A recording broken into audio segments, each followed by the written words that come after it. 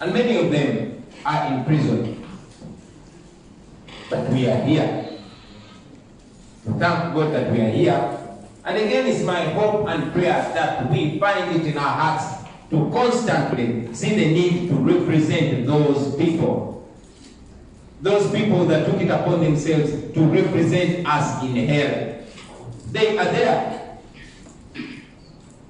Because the regime knows that by incarcerating them, maybe they're weakening them, maybe they're breaking their backs, maybe they're weakening us, or maybe they are drawing a wedge between us and those common people that stand for us. Because those people that are in prison represent the masses, they represent the common people. They trusted us as their leaders. We are their leaders. They voted for us. And the majority of us, there was no rigging space. That is how we were able to be announced. We salute them. Friends, we are looking at the losses, at the people that died, at those that are in prison, but it's very important, even when you look at the wounds, to look at the wins. I was deliberate on giving you the background for you to know that you had started long before me. But again, that little connection of me and a few friends, less than a dozen, could spark an idea. I always listen to fellow artists. There's a man called Tupac. Tupac Shakur said, I'm not sure that I will change the world, but I can guarantee you that I will spark the brain that will change the world. That is what we must continue saying. It is not about we as individuals, but about what we spark in other people. Maybe the people that inspired me didn't know I would come to these heights. And maybe you might not be aware that the people that you are inspiring are actually going to become great assets to this country. So it is important that we count those blessings, that we celebrate the fact that we are here more than 100. Elected MPs, elected mayors, councillors, etc. We should celebrate the fact that we were able to massively awaken a nation, to awaken an entire generation. Just 3 years ago, young people didn't want to know what was going on in politics. Just 3 years ago, a huge amount of Ugandans, especially young people, were disconnected from how they are governed. They didn't know what happens in parliament. We are not interested. So we must celebrate the fact that we have awakened an entire generation. That we have connected generations, the young and the old. We have connected classes. We have connected genders. We have connected the people of Uganda. Now the people of Uganda are no longer identified, or they no longer look at each other in terms of their tribes or their genders or their regions. They are connected by the pains and the hopes. The pains they're going through and the hopes that they envision for this, our country. And it's both good and bad news that we are the representation of those aspirations. We here, it is good news because it's such an honor. But it's bad news because it puts a big load on our shoulders, ladies and gentlemen.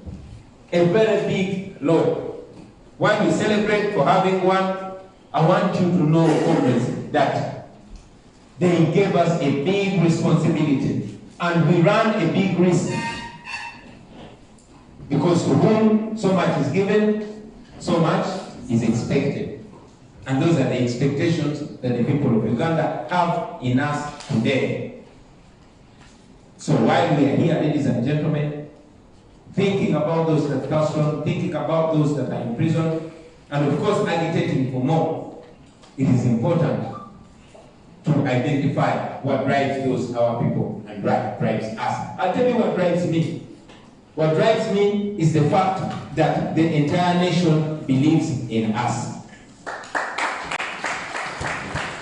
What drives me is the fact that the entire nation is experiencing what we are talking about. You do not have to be taught. You do not have to be prepared as a leader to go and communicate. You only have to say what you go through every day or what your people go through every day.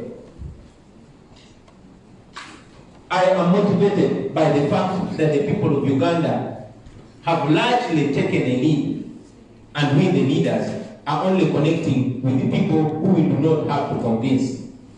I'm aware that so many of you did not have to use so much money as you had prepared your minds. All of us know politics is expensive because Museveni has monetized politics in this our country. But because the idea of people power that we were presenting to the people had already been naturally sold into them. So we largely didn't have to spend. As a matter of fact, the people who were asking votes from largely spent on us. So that gives us a debt. That makes us very accountable to those our people. I'm talking largely on this, ladies and gentlemen, because I want you to think. I want us to know who we are, at least in the face of the people. We are not the traditional politicians. No, they sent us into those offices, or they attempted to send us into those offices because they largely view us as liberators. When the people of Machinge look at the one Nyeko Deri, they are looking at themselves going into parliament. They are looking at their own boy or their common that they sent to parliament. Many of you defeated very, very strong people. You defeated ministers with all the government machinery. You defeated the so-called untouchables. That was the representation of people power. But it did not end on that day that you were announced winner. As a matter of fact, it started on that day. That is the day the people in your constituency took over and then handed that power and responsibility to you. And that is why I say it is a heavy load on you. Luckily, it is a load that you can very, very comfortably carry because your people, according to what I see, are ready to carry that load with you. Especially if you stick by the aspirations. If you stick by what you preached during the campaigns. So ladies and gentlemen, what drives me is the faith that people are with us and the faith that you are going to stand by those values. Not because we sit here and your president tells you that stick to those values, but because I know that the people who voted for you are going to hold you accountable. These are already awakened people.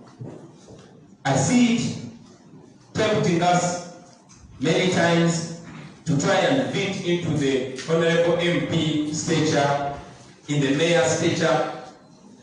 I can see many of us already fighting to fit in, which is natural and normal, but we are not living in normal times. And our people are not looking for a leader to fit into the image of an MP. No, that's not what they're looking for. So don't feel in such a rush to buy the most expensive car, to buy the best suit, to grow a big stomach. Don't feel in such a rush. It is important that people continue to see you for what they voted for. They might not tell you that. As a matter of fact, they might tell you that when it's already too late, when they are blaming you. And for people like my good friend Simbwa, who already had his weight, you might be in trouble.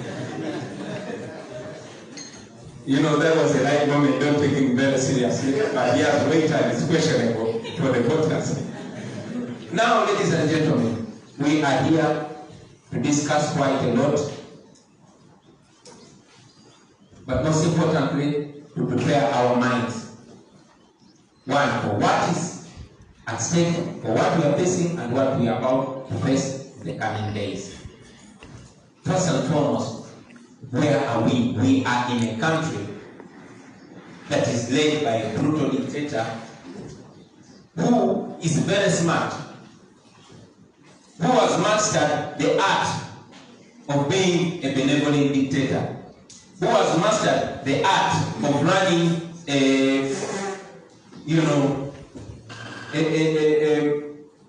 I'm looking for a word that explains a dictatorship that puts a semblance of democracy. I know that while we are here in this retreat, we are all expecting a raid from either the police or the military. Even when General Museveni is holding a retreat with these NRM MPs spending taxpayers' money, the people that are on our t-shirts are in prison. Many of them are being held and tortured, accused of wearing military uniform. But as we speak right now, Museveni's MPs, who are civilians, are putting on full military uniform in his full view. That's where we are. We are in an absolute dictatorship that is going to try as much as possible to sanitize itself, and sadly so, using some of us, because that is an effort they are trying. Where we are today, sitting in a comfortable air-conditioned room, but knowing that the people we represent are going through the worst. What is at stake if we don't win?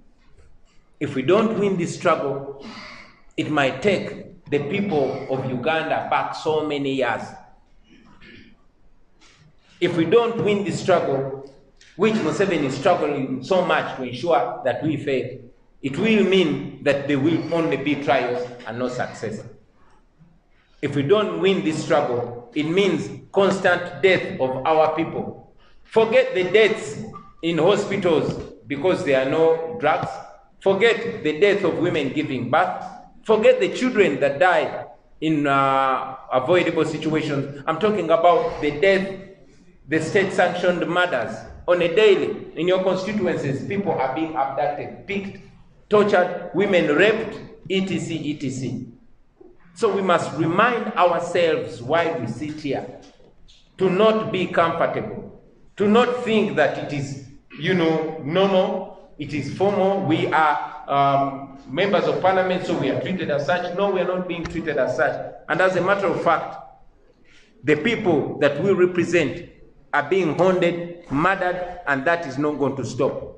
I want us to have that state of mind. We are in a state of war. We are in a war, only that on our side, we choose non-violence. But the regime has its violence in full gear.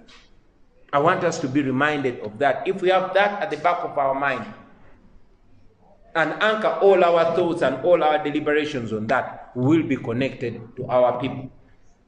But if we think that now we are members of parliament that are only concerned with the legislation, which is largely predetermined by Museveni, and then sends his MPs to just rubber stamp it, we will be wrong.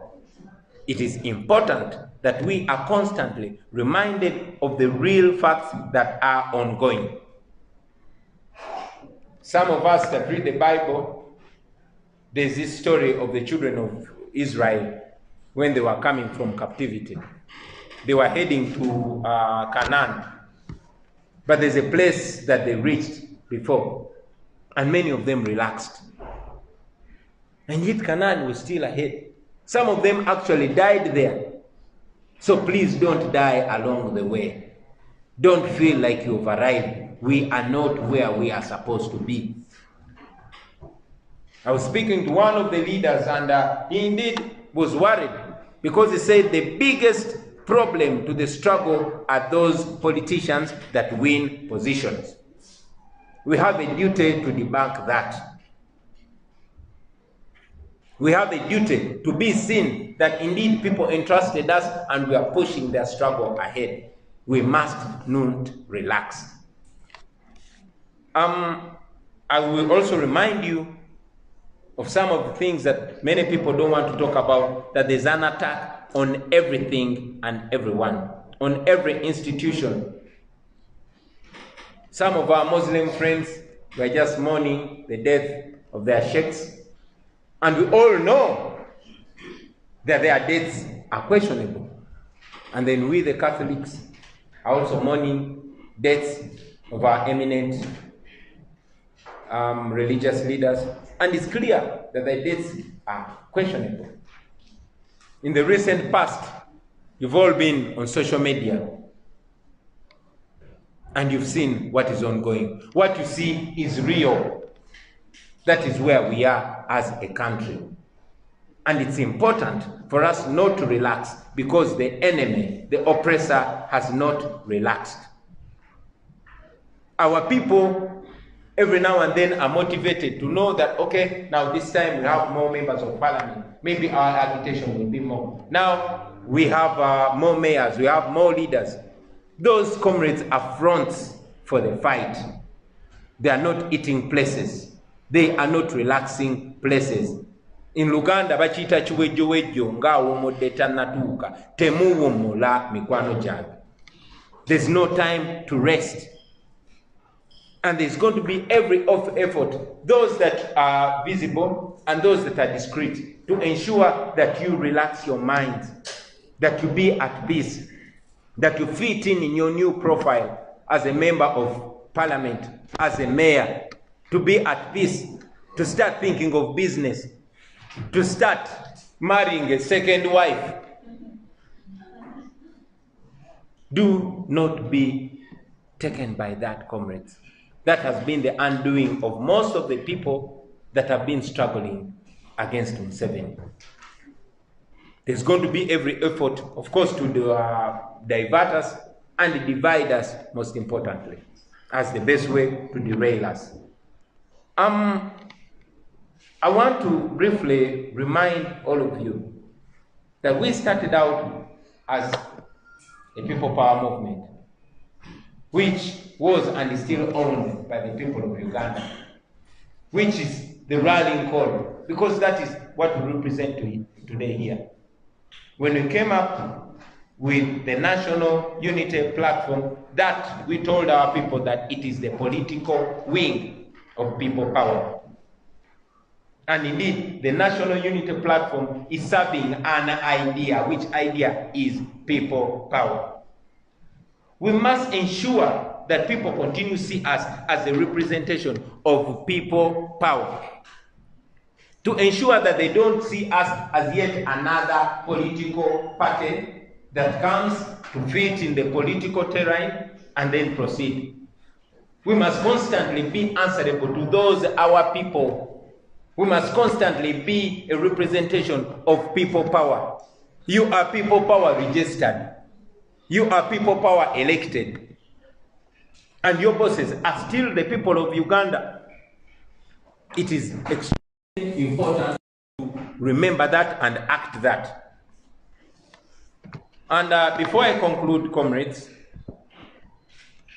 I want you to know that you are the face of that idea.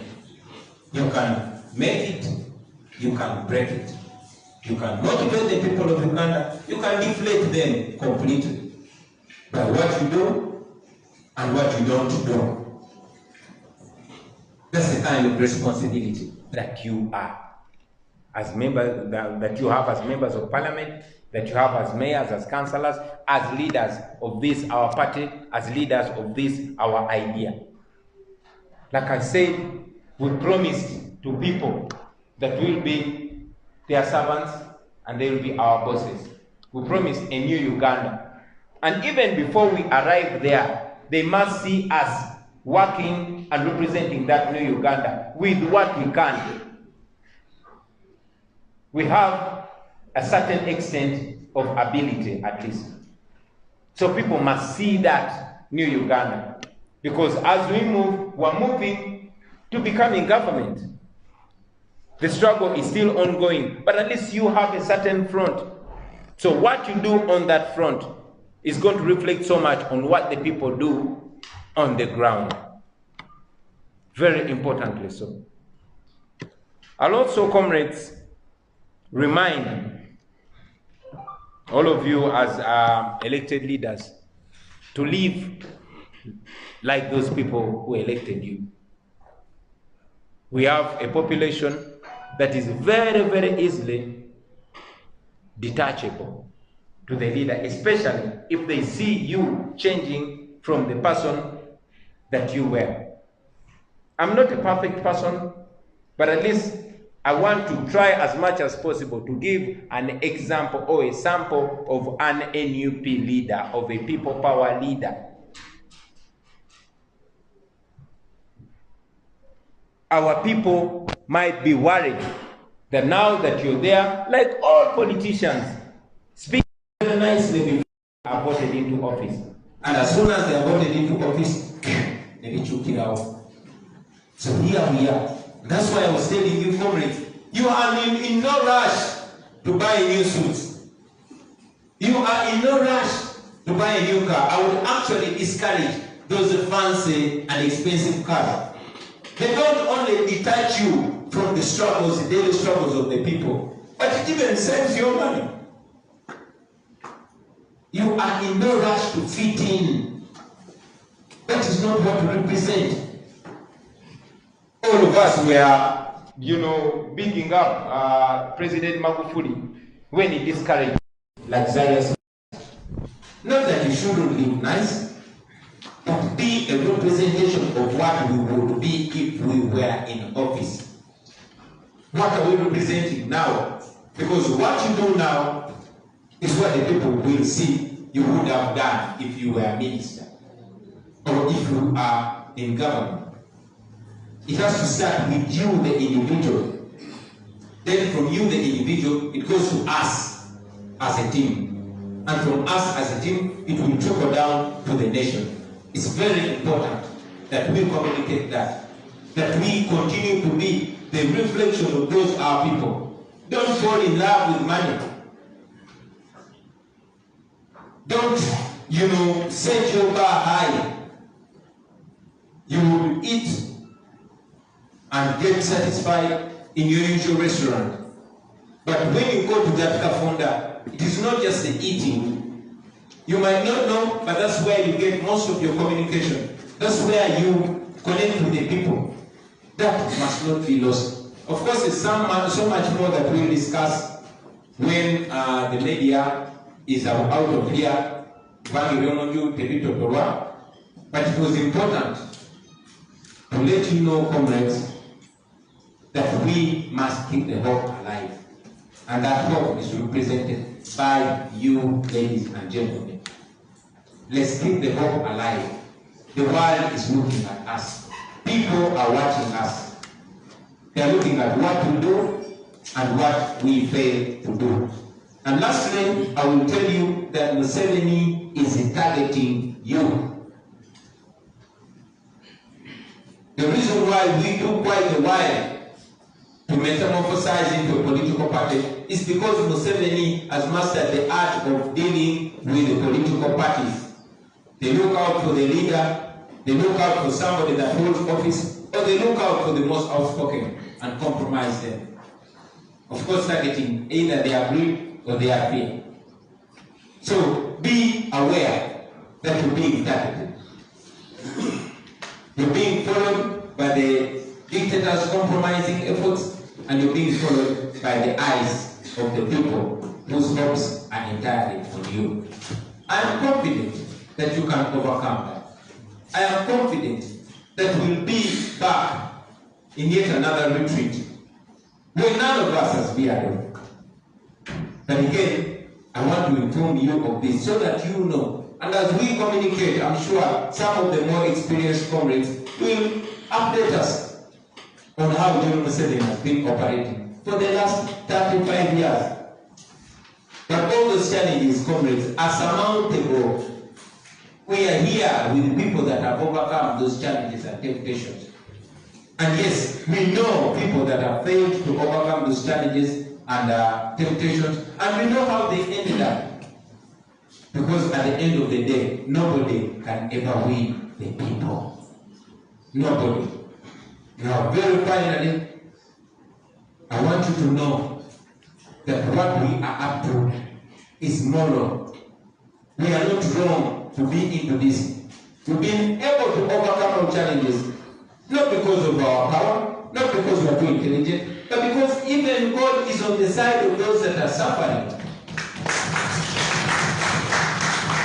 So if we go against the values that God has elected, the values that God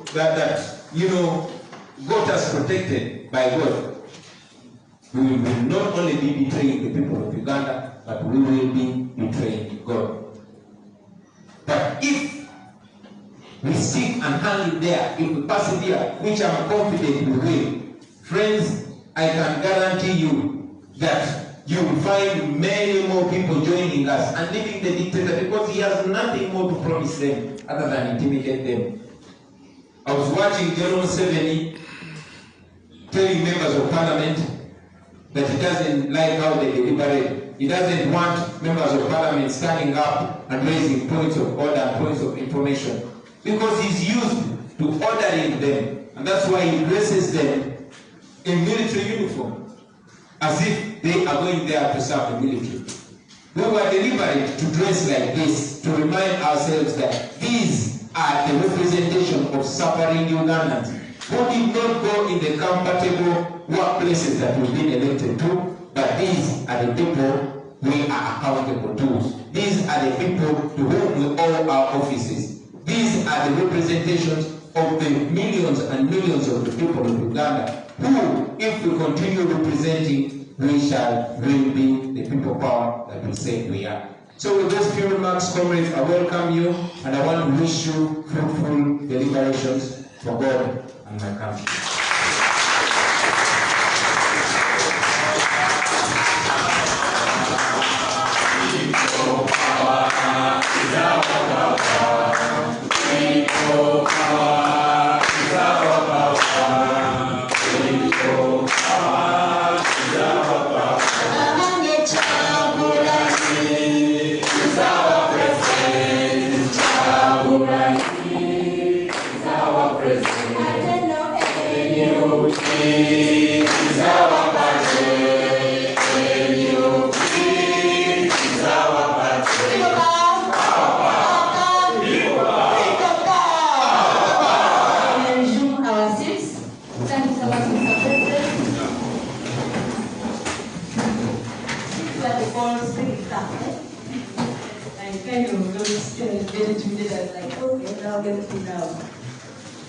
Mr. President, thank you so much for reminding us that we're not living normal times, and therefore we should not go into comfort zones.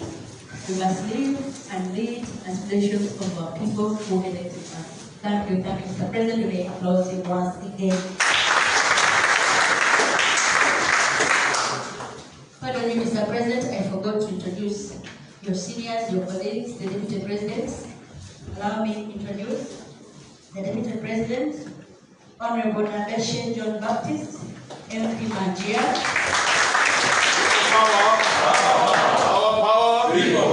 Deputy President from Eastern Region. Also allow me to introduce Dr. Jolene K. Mugisha, the Deputy President, Western Region. People power. Aspirant is that soft voice. She really fought a good war during campaign. Thank you, Mama, and played a very good fight for us, especially in the Western region. Allow me also to introduce Honorable Masias Mpuuga, who is our Deputy President of Uganda, but also Member of Parliament, Masaka Municipality, and Member of Parliament elect for Nyendo, Muwonge. People power. Power. People power. Mr. President, these would have missed introductions if I had not skipped introducing the seniors. But let me quickly mention that the Member of Parliament elect for Fiji is here.